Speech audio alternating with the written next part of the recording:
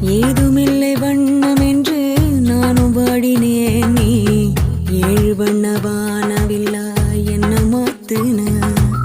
தாயுமில்லை என்று உள்ளம் நேற்று ஏங்கினே. நீ தேடி வந்து நெய்த அன்பால் நெஞ்ச தாக்கின.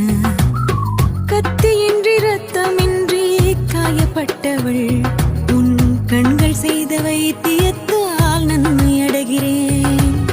மிச்சமின்றி மீதமின்றி சேதப்பட்டவள் உன் நிழல் கொடுத்த தைரியத்தால் உண்மை அறிகிறேன். உப்பு கல்லு தண்ணீருக்கு ஏக்கப்பட்டது.